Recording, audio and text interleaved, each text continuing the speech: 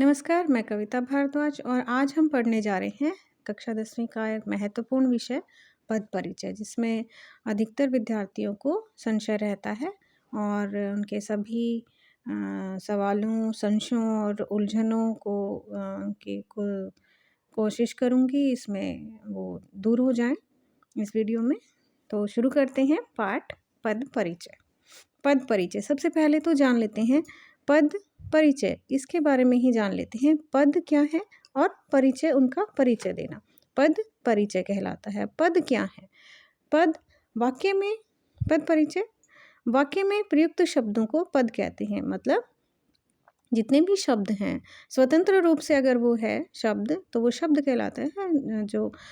और अगर उसको वाक्य में प्रयोग कर दिया जाए, वाक्य में प्रयोग होने के बाद सभी शब्द जो हैं वो व्याकरणिक नियमों में बंध जाते हैं और व्याकरणिक नियमों में बंधने के बाद वो शब्द ना रहकर वो पद बन जाते हैं, पद कहते हैं। तो वाक्य में प्रयुक्त शब्दों को पद कहते हैं और उनका व्याकरणिक परिचय देना, व्याकरण के अनुसार उनका परिचय देना क्या कहलाता है? पद परिचय कहलाता है। व्याकरणिक परिचय या व्याकरण के अनुसार परिचय देना क्या कहलाता है?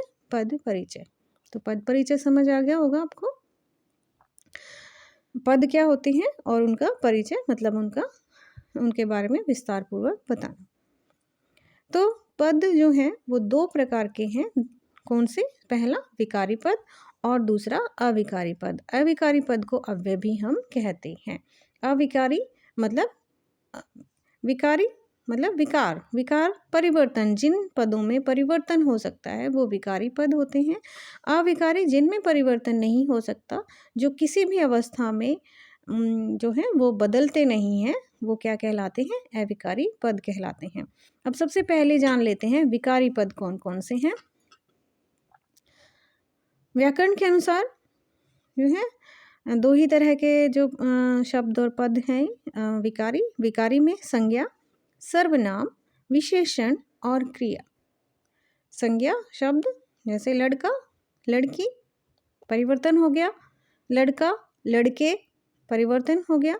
ठीक है, तो इस तरह से संज्ञा जो है, संज्ञा शब्द जो हैं वो परिवर्तित हो जाते हैं। लिंग, वचन और कारक, काल और कारक के अनुसार बदलते रहते हैं। तो जो बदल जाते हैं, जिनके रूप में परिवर्तन आ जाता है, वो क्या कहलाते हैं? विकारी पद कहलाते हैं। संज्ञा, सर्वनाम, विशेषण और क्रिया, ये विकारी पद हैं। उसके बाद बात करते हैं अविकारी पद की। अविकारी पद में क्रिया विशेषण, समुच्चय बोधक, संबंध बोधक, विस्मयादि बोधक और निपात, ये 5 जो हैं पद, ये क्या हैं? अविकारी पद हैं। मतलब किसी भी अवस्था में लिंग, वचन, काल और कारक के कारण इन पदों में कोई परिवर्तन नहीं होता। ये जिस तरह से अगर लिंग भी बदलता है, वचन बदलते हैं, कारक बदलता है, तो इन पदों में कोई परिवर्तन नहीं आता, इसलिए इन्हें अविकारी पद भी कहा जाता है। तो चलिए सबसे पहले पढ़ते हैं अविकारी पद के विषय में। अविकारी पद और विकारी पद, और विकारी पद में सबसे पहले बात करते हैं संज्ञा की। संज्ञा क्या है? संज्ञा किसी वस्तु, किसी व्यक्ति, प्राणी, वस्तु, भाव और स्थान का नाम। जहाँ पर किसी व्यक्ति, वस्तु, प्राणी, भाव, स्थान आदि के जहाँ पर नाम का बोध होता है, वहाँ पर वो क्या कहलाती है? वो संज्ञा कहलाती है। अब संज्ञा के भी 3 भेद हैं। कौन कौन से? सबसे पहला है व्यक्तिवाचक संज्ञा। सबसे पहला कौन सा है? संज्ञा के 3 भेद हैं। पहला व्यक्तिवाचक संज्ञा, दूसरा जातिवाचक संज्ञा और तीसरा भाववाचक संज्ञा। तो ये संज्ञा के भेद हैं। तो सबसे पहले जान लेते हैं व्यक्तिवाचक संज्ञा। व्यक्तिवाचक संज्ञा क्या है?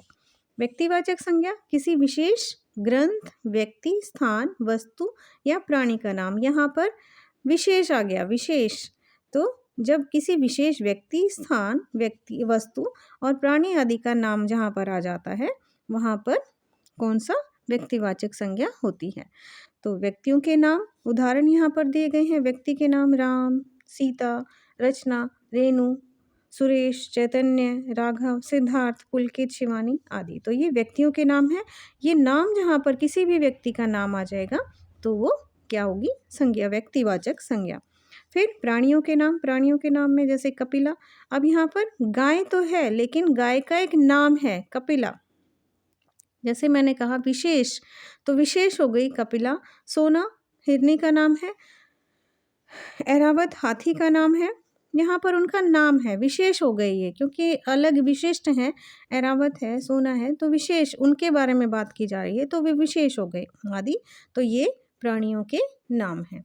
उसके बाद स्थानों के नाम, Delhi, Chandigarh, Jaipur, Japan, London, Chennai, Singapore आदि ये स्थान के नाम हो गए। और फिर ग्रंथ या नदियों के नाम, जहाँ पर नाम आ जाए, नदियों पर्वतों के नाम जहाँ पर आ जाएं, ग्रंथ, किताबें, पुस्तकें, जहाँ पर किसी चीज़ का नाम है तो वो व्यक्तिवाचक संज्ञा होती है। रामचरितमानस, रामायण, गीता, कुरान, कावेरी, गंगा, यमुना, सतलुज, व्यास आदि। तो यहाँ पर अगर पर्वतों की भी बात करूँ तो हिमालय, विंध्याचल, तो इस तरह से पर्वतों के जहाँ पर नाम आ गया किसी विशेष हो गए वो, तो इसलिए पर्वत जैसे बहुत सारे हैं, नदियाँ बहुत सारी हैं, लेकिन अगर कहते हैं गंगा तो गंगा विशेष नदी हो गई, उनका नाम है, विशेष है, तो वो क्या हो गई, व्यक्तिवाचक संज्ञा। अब बात करते हैं जातिवाचक संज्ञा की। जातिवाचक संज्ञा किसी प्राणी, पदार्थ या समुदाय की पूरी जाति का बोध कराने वाले शब्द क्या कहलाते हैं, जातिवाचक संज्ञा। पूरी जाति का जो बोध कराते हैं, पूरी जाति के विषय में बताते हैं, वो कौन से कहलाते हैं, जातिवाचक संज्ञा। अब जातिवाचक संज्ञा के भी दो भेद हैं, समूहवाचक और द्रव्यवाचक संज्ञा। समूहवाचक जो समूह का बोध कराते हैं, जहाँ पर हमें समूह का होने का बोध होता है। द्रव्यवाचक जितने भी तरह के जो द्रव्य पदार्थ हैं या खनिज पदार्थ हैं वो इसके अंतर्गत आते हैं। अब समूहवाचक में मनुष्य का समूह, मनुष्य है वो एक जाति है। नर, नारी, पशु, नदी, लड़का, घर, शहर, देश, फल, फूल, पुस्तक, कक्षा, परिवार, सेना आदि। तो ये एक पूरी जाति का बोध कराते हैं। मनुष्य, नर मतलब पुरुष, नारी महिला, पशु कोई भी पशु हो सकता है उसमें, नदी कोई भी नदी हो सकती है, कोई विशेष नहीं है यहाँ पर। तो लड़का कोई भी लड़का हो सकता है, अगर यहाँ पर नाम होता राहुल, साहिल, तो इस तरह से वो विशेष हो जाता, लेकिन यहाँ पर लड़का है, कोई भी लड़का हो सकता है, तो यहाँ पर क्या है, जातिवाचक संज्ञा। घर, शहर, देश, फल, फूल, पुस्तक, कक्षा, परिवार, सेना, जैसे अभी मैंने और उदाहरण बताए थे, वन, बाग, बगीचा, पर्वत, ये सब क्या है, जातिवाचक संज्ञा। यहाँ किसी एक विशेष नाम का बोध नहीं हो रहा, नाम का बोध होने की कराने की बजाय ये सब एक जाति का बोध करा रहे हैं, एक वर्ग का बोध करा रहे हैं, तो ये क्या हो गए, जातिवाचक संज्ञा। उसके बाद द्रव्यवाचक में सोना, चांदी, लोहा, चावल, चीनी, यहाँ पर कपास भी हो सकता है। मतलब जिन चीज़ों को हम नाप तोल सकते हैं वो द्रव्यवाचक संज्ञा में, जहाँ पर नाप तोल का बोध होता है, वे वस्तुएं भी द्रव्यवाचक संज्ञा में आती हैं। उसके बाद हम बात करेंगे भाववाचक संज्ञा की। किसी व्यक्ति, वस्तु, स्थान के गुण, दोष, धर्म, स्वभाव, अवस्था, भाव आदि का बोध कराने वाले शब्द क्या कहलाते हैं, भाववाचक संज्ञा। अब भाववाचक संज्ञा के उदाहरण देखते हैं, लंबाई, चौड़ाई, सुंदरता। अब यहाँ पर देखिए गुण, दोष, लंबाई उसकी कितनी है, चौड़ाई, सुंदरता, ऊंचाई, गहराई, अवस्था, स्वभाव, तो बचपन, बुढ़ापा, भूख, प्यास, मित्रता, शत्रुता, भय, प्रेम, सफलता। तो इस तरह से ये जो जिनको हम केवल महसूस कर सकते हैं वो चीज़ें हैं, भाव हैं, तो इनको ये किसके अंतर्गत आते हैं, भाववाचक संज्ञा के।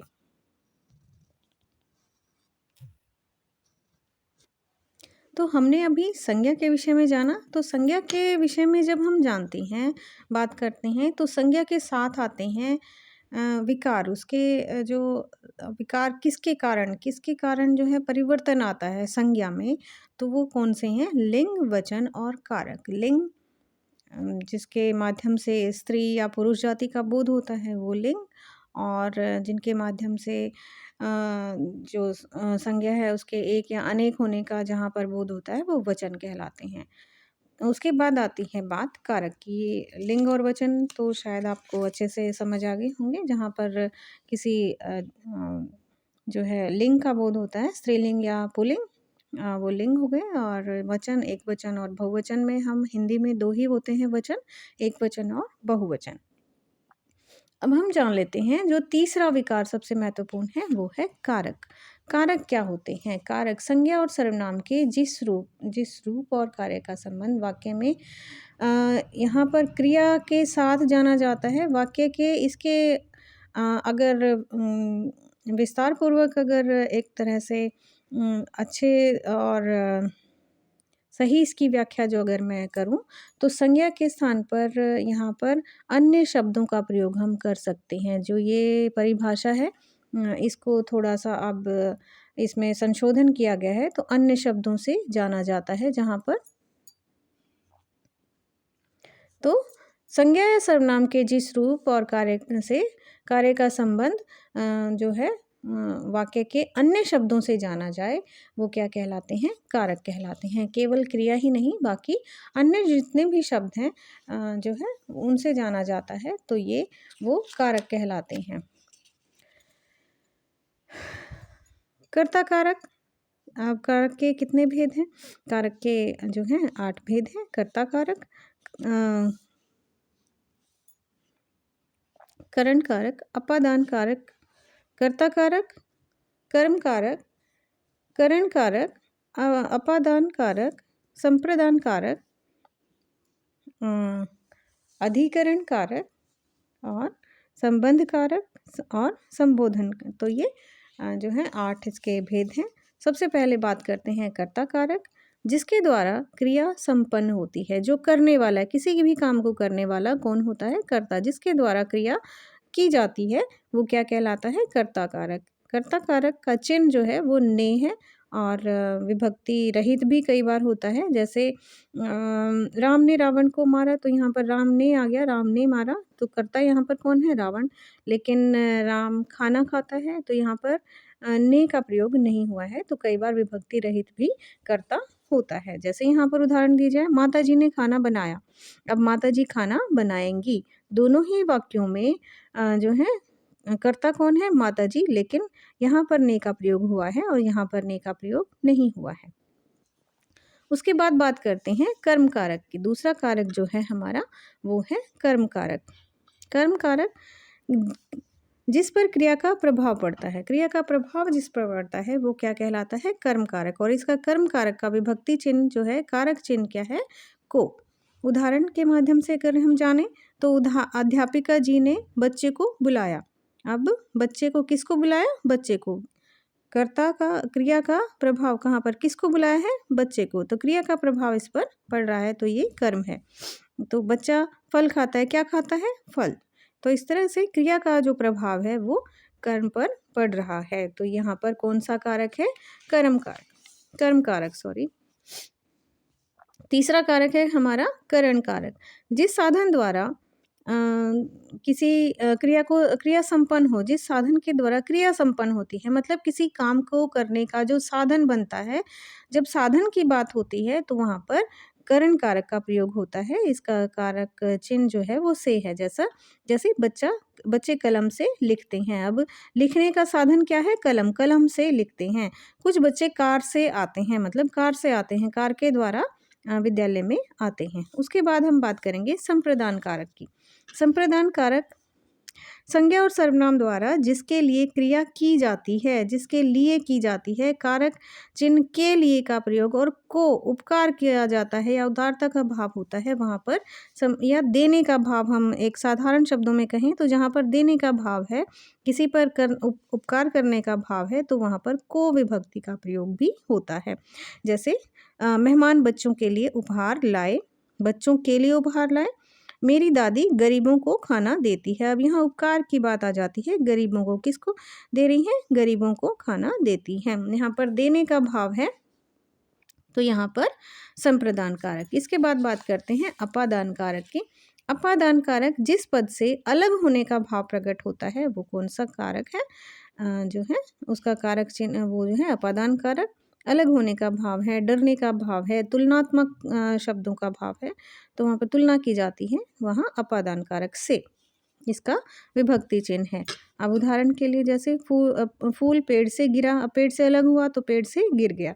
से करण की भी विभक्ति है और से अपादान की भी विभक्ति है, लेकिन यहाँ पर अंतर है। से करण कारक में से जो है वो साधन के रूप में प्रयोग हो रहा है, जबकि अपादान कारक में से जो है वो अलग होने के लिए प्रयोग हो रहा है। विद्यार्थी विद्यालय से घर जाते हैं, विद्यालय से घर जाते हैं, अलग हो रहे हैं, विद्यालय से बाहर जा रहे हैं।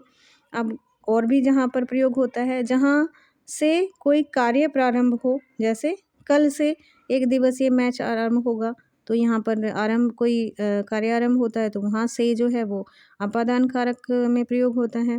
जिससे डर लगने का भाव प्रकट होता है, राम शेर से डर गया। जिससे तुलना की जाए, जैसे निखिल प्रणव से लंबा है। जिससे विद्या प्राप्त की जाए, जैसे छात्र अध्यापक से पढ़ते हैं। जिससे लज्जा का भाव प्रकट हो, बहू ससुर से लजाती है। तो ये कुछ और कारण हैं जिनके कारण अपादान कारक होता है। उसके बाद बात करते हैं संबंध कारक की। संबंध कारक, अब संबंध कारक जो है जैसे नाम से स्पष्ट हो रहा है, संबंध, जहाँ पर संबंध पाया जा रहा है संज्ञा सर्वनाम के जिस रूप से वाक्य के अन्य पदों से संबंध प्रकट होता है वो कारक संबंध कारक कहलाते हैं। तो कारक चिन्ह का, के, की, रा, रे, री, ना, ने, नी, तो ये उनकी इसकी विभक्तियां हैं। उदाहरण, यह पुस्तक पुलकित की होगी, किसकी है? उदाहरण संबंध बताया गया है पुस्तक का पुलकित से, पुलकित की पुस्तक, पुलकित का घर बहुत सुंदर है। अब किसका यहाँ पर संबंध बताया? पुलकित का घर से संबंध बताया गया है। उसके बाद हम बात करते हैं अधिकरण कारक। अधिकरण कारक क्या है? जिस स्थान पर क्रिया संपन्न हो, इससे क्रिया का स्थान काल के बारे में पता चले, तो वो क्या कहलाता है? अधिकरण। वास्तव में क्रिया का आधार ही अधिकरण है। आधार कारक चिन्ह और पर क्रिया का आधार बताते हुए को भी स्वीकार्य किया गया है। को अभी यहाँ पर प्रयोग हुआ है आधार बताने के लिए। बच्चे कक्षा में चुपचाप पढ़ रहे हैं, में आ गया। वे छत पर बैठे हैं, ठीक है, छत पर बैठे हैं। अब उसके बाद आता है हमारा संबोधन कारक। संबोधन आखिरी है जो है किसी को बुलाने, सचेत करने के लिए अहे, अरे आदि का प्रयोग होता है, तो वहाँ पर संबोधन कारक होता है। उदाहरण, हे प्रभु सबकी रक्षा करो, हे भगवान सबको सद्बुद्धि दीजिए। तो इस प्रकार ये हमारा हो गया है कारक के 8। अब कारक को जानने के बाद हम बात करते हैं अपने विकारी पदों पर आ जाते हैं। दूसरा संज्ञा के बाद हमारा दूसरा विकारी पद है सर्वनाम। संज्ञा के स्थान पर प्रयुक्त होने वाले शब्द, जो शब्द संज्ञा के स्थान पर प्रयुक्त होते हैं वो क्या कहलाते हैं? सर्वनाम। अब सर्वनाम के कितने भेद हैं? सर्वनाम के 6 भेद हैं। पुरुषवाचक सर्वनाम, निश्चयवाचक सर्वनाम, अनिश्चयवाचक सर्वनाम, प्रश्नवाचक सर्वनाम, संबंधवाचक सर्वनाम और निजवाचक सर्वनाम। तो सबसे पहले बात करते हैं पुरुषवाचक सर्वनाम। पुरुषवाचक सर्वनाम के भी 3 भेद हैं। जैसे आप अंग्रेजी में भी पढ़ते होंगे, जो है first person, second person, third person.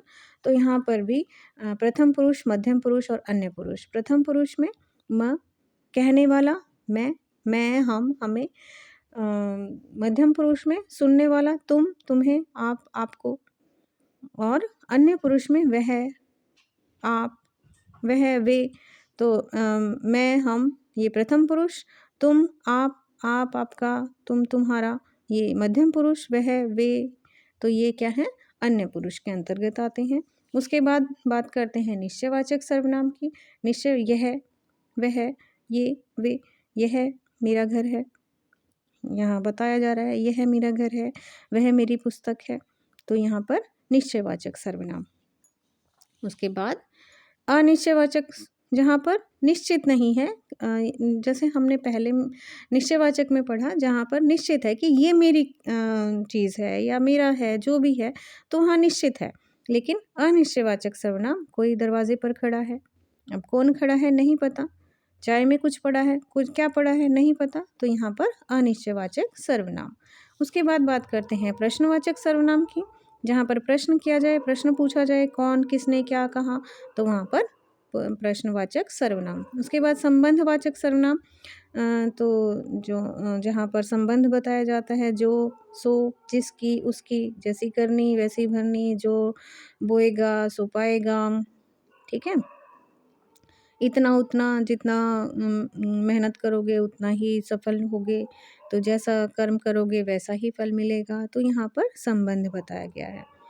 निजवाचक सर्वनाम, निजवाचक जो स्वयं के बारे में, अपना काम स्वयं कर लूँगा, मैं अपने आप कर लूँगा, तो आप, अपने आप, स्वयं, खुद, तो यहाँ पर जहाँ ऐसे शब्दों का प्रयोग होता है वहाँ पर निजवाचक सर्वनाम। अब आपका प्रयोग कहाँ पर होता है? आपका प्रयोग भी दो प्रकार से किया जाता है। आपके प्रयोग के लिए आदरार्थक, आदरार्थक शब्दों के लिए, और निजार्थक, निज शब्दों के लिए, जैसे अत्यंत आदर सम्मान व्यक्त करने के लिए, जैसे आप चलिए मैं आता हूँ। आप आदर, किसी बड़े के प्रति आदर का भाव दिखाने के लिए यहाँ पर आपका प्रयोग किया जाता है। दूसरा, निजार्थक में, जहाँ कर्ता व्यक्ता स्वयं के लिए आपका प्रयोग करे, जैसे मैं यह काम अपने आप कर लूँगा। अब अपने आप यहाँ पर जैसे निजवाचक सर्वनाम में है, अपने आप कर लूँगा, तो आपके यहाँ पर दो तरह से उसको प्रयोग किया जा सकता है। इसके बाद बात करते हैं विशेषण की। विशेषण क्या है? संज्ञा और सर्वनाम की विशेषता बताने वाले शब्दों को विशेषण कहते हैं। जैसे सोनू अच्छा लड़का है, इससे अच्छा विशेषण और लड़का विशेष्य है। अच्छा जो है वो विशेषण है और लड़का क्या है? विशेष्य है। तो विशेषण के जो मतलब विशेषण क्या है? जो विशेषता बताई जाती है, और जिसकी विशेषता बताई जाती है वो विशेष्य है। अब यहाँ पर सोनू अच्छा लड़का है, तो अच्छा क्या है? विशेषण है। लड़का जो है उसकी विशेष्य है, जिसकी विशेषता बताई गई है। अब विशेषण के प्रकार, विशेषण के 4 प्रकार हैं। कौन कौन से? सबसे पहला है गुणवाचक विशेषण, दूसरा परिमाणवाचक विशेषण, तीसरा संख्यावाचक विशेषण, और चौथा सार्वनामिक विशेषण। सबसे पहले बात करते हैं गुणवाचक विशेषण की। संज्ञा और सर्वनाम के गुण, रूप, रंग, आकार, स्वभाव का जहाँ पर बोध होता है, अच्छा, बुरा, नर्म, नीला, पुराना इत्यादि, जहाँ पर उसके गुण, दोष और रंग आकार का बोध होता है, वहाँ पर गुणवाचक सर्वनाम। उसके बाद परिमाणवाचक, परिमाण मतलब नापतोल का जो यहाँ पर बोध होता है। संज्ञा और सर्वनाम के नापतोल की विशेषता का बोध होता है, जहाँ पर वहाँ पर परिमाणवाचक सर्वनाम, जैसे 4 लीटर, 10 मीटर, थोड़ा, कुछ इत्यादि। तो परिमाणवाचक के भी 2 भेद हैं, निश्चय और अनिश्चय। तो निश्चय है 10 लीटर, 4 लीटर, 10 मीटर, तो यहाँ पर थोड़ा कुछ, जैसे मुझे 2 लीटर दूध दे दीजिए, या मुझे थोड़ा-सा दूध दे दीजिए, तो यहाँ पर 2 लीटर में निश्चित है और कुछ में अनिश्चित है। तो परिमाणवाचक के भी 2 भेद हैं, निश्चित और अनिश्चित परिमाणवाचक विशेषण। उसके बाद बात करते हैं संख्यावाचक विशेषण की। संख्यावाचक, यहाँ पर इसके भी 2 भेद हैं, निश्चित संख्यावाचक और अनिश्चित संख्यावाचक। संज्ञा और सर्वनाम की संख्या संबंधी विशेषता का बोध, जैसे 60, 2 दर्जन, कई, कुछ इत्यादि। यहाँ पर कई और कुछ, यहाँ पर जहाँ जिन शब्दों को हम गिन सकते हैं, संख्या जो है बताई जाती है वहाँ पर। अब संख्या तो यहाँ पर भी थी 2 या 10, लेकिन यहाँ पर मीटर, नापतोल का भी बोध हो रहा है, लेकिन यहाँ पर केवल संख्या का बोध हो रहा है, 60, 2 दर्जन। तो इस तरह से यहाँ पर संख्या का बोध किया जा रहा है, और कोई, कुछ, ये अनिश्चित संख्या है, जैसे कुछ लड़के, ठीक है। उसके बाद बात करते हैं सार्वनामिक विशेषण की। सार्वनामिक विशेषण क्या होता है? जो सर्वनाम शब्द, यहाँ पर समझने की चीज़ है, जो सर्वनाम शब्द वो सर्वनाम शब्द ही हैं, जो सर्वनाम शब्द संज्ञा से पहले लगकर विशेषण का काम करें, वो क्या कहलाते हैं? सार्वनामिक विशेषण कहलाते हैं। जैसे यह घर, यह घर संकेत किया गया है, यह घर। मैंने पहले निश्चयवाचक सर्वनाम में आपको बताया था, सॉरी, निश्चयवाचक, हाँ, सर्वनाम में सर्वनाम वहाँ पर भी यह वह प्रयोग हो रहा है, लेकिन वह मेरा घर है, वहाँ निश्चयवाचक सर्वनाम है। लेकिन यहाँ पर यह घर, वह लड़की, यहाँ संकेत किया गया है, तो और संज्ञा, घर, लड़की संज्ञा है, तो संज्ञा से पहले जो जुड़ जाते हैं वो क्या कहलाते हैं? सार्वनामिक विशेषण कहलाते हैं। अब सर्वनाम और सार्वनामिक विशेषण भी मैंने आपको तुलनात्मक उसका बताया था, कैसे तुलना कर सकते हैं, कैसे जान सकते हैं, तो उनका अंतर हम जान लेते हैं। सर्वनाम और सार्वनामिक विशेषण में अंतर क्या है? सर्वनाम, जो शब्द संज्ञा के स्थान पर आए वो क्या है? सर्वनाम। वह जा रहा है, वह यहाँ पर नाम अगर मैं यहाँ पर प्रयोग कर सकते हैं, वह मतलब अगर नाम लिखें तो रोहन, रोहन जा रहा है, नाम का प्रयोग हो सकता है, तो यहाँ पर क्या है? ये वह जो है यहाँ पर वो है सर्वनाम का जो है रूप है, यहाँ पर सर्वनाम के विषय में बता रहा है। सार्वनामिक विशेषण, जो शब्द संज्ञा से पहले लगकर विशेषण का कार्य करते हैं, वह लड़का जा रहा है, वह जा रहा है, आप कोई भी जा सकता है, वह लड़का, अब यह वह यहाँ पर सर्वनाम है और लड़के से पहले जुड़ गया है, तो वह लड़का, अब लड़के की ओर संकेत किया गया है। सार्वनामिक विशेषण का एक दूसरा नाम भी है जिसे संकेतवाचक विशेषण कहते हैं, तो वह लड़का, यहाँ लड़के की ओर संकेत किया जा रहा है, इसलिए ये जो है सार्वनामिक विशेषण है। अब यहाँ पर निश्चयवाचक सर्वनाम में भी यह वह प्रयोग होता है और सार्वनामिक विशेषण में भी, तो यहाँ पर इसका अंतर भी समझ लेना ज़रूरी है। किसी व्यक्ति, प्राणी, वस्तु, घटना आदि की निश्चितता का बोध कराने वाले शब्द जो हैं, सर्वनाम शब्द जो हैं, वो निश्चयवाचक कहलाते हैं। यह मोहन की पुस्तक है, अब निश्चित है, यह मोहन की पुस्तक है, ठीक है। अब यहाँ संकेत नहीं किया गया है, यह मोहन की पुस्तक है, यह शीला का घर है, वह शीला का घर है, ठीक है, वह घर शीला का है या वह शीला का घर है, वह यहाँ पर संकेत नहीं कर रहा है, वह शीला का घर है, ठीक है। यहाँ निश्चित तौर पर बता रहा है कि वह शीला का घर है, तो यहाँ पर निश्चयवाचक सर्वनाम। व्यक्ति, प्राणी, वस्तु आदि की विशेषता बताने का जहाँ बोध होता है, तो वहाँ पर सर्वनाम सार्वनामिक विशेषण। यह पुस्तक, अब यहाँ देखिए, यह मोहन की पुस्तक है, यह मोहन की, यहाँ किसी मोहन की ओर संकेत नहीं है किया गया है, यहाँ शीला की ओर संकेत नहीं किया गया, यह पुस्तक, तो यहाँ पर संकेत किया गया है। वह घर, तो यहाँ पर वह पुस्तक मोहन की है, वह घर शीला का है, तो यहाँ पर यह और वह जो है वो सार्वनामिक विशेषण का काम कर रहे हैं। उसके बाद हम बात करते हैं जो हमारा चौथा विकारी पद है। हम संज्ञा पढ़ चुके हैं, सर्वनाम पढ़ चुके हैं, विशेषण पढ़ चुके हैं, अब हमारा जो है वो है क्रिया। क्रिया कैसे? जिस शब्द के द्वारा किसी कार्य के करने या होने का बोध होता है वो क्या कहलाती है? जो वो है क्रिया। चिड़िया उड़ रही है, रेखा खेल रही है। अब चिड़िया उड़ रही है, यहाँ पर क्रिया है, उड़ना क्रिया है, खेलना क्रिया है, तो यहाँ पर तो क्रिया के दो भेद हैं, कर्म के आधार पर क्रिया के ये जो हैं भेद जो हैं वो कर्म के आधार पर हैं। कर्म के आधार पर क्रिया के दो भेद हैं, सकर्मक क्रिया और अकर्मक क्रिया। जिस क्रिया को कर्म के अपेक्षा हो, जहाँ पर कर्म है, जहाँ पर वाक्य में कर्म का पता चल रहा है, कर्म है, कर्म हो रहा है, काम हो रहा है, वहाँ पर सकर्मक क्रिया। बच्चा खाना खा रहा है, इसका अगर हम इसकी पहचान कैसे करें, तो बच्चा क्या खा रहा है? खाना। अगर हमें क्या का उत्तर मिल रहा है, क्या खा रहा है? खाना, तो ये क्या है, किसका पर प्रभाव, क्रिया का प्रभाव किस पर पड़ रहा है? कर्म पर। तो जहाँ कर्म है वहाँ पर सकर्मक क्रिया। जिस क्रिया को कर्म की अपेक्षा नहीं होती, जहाँ पर कर्म नहीं है, वहाँ पर अकर्मक क्रिया है। बच्चा हंस रहा है, अब बच्चा क्या हंस रहा है? नहीं हमें इसका उत्तर मिल रहा है।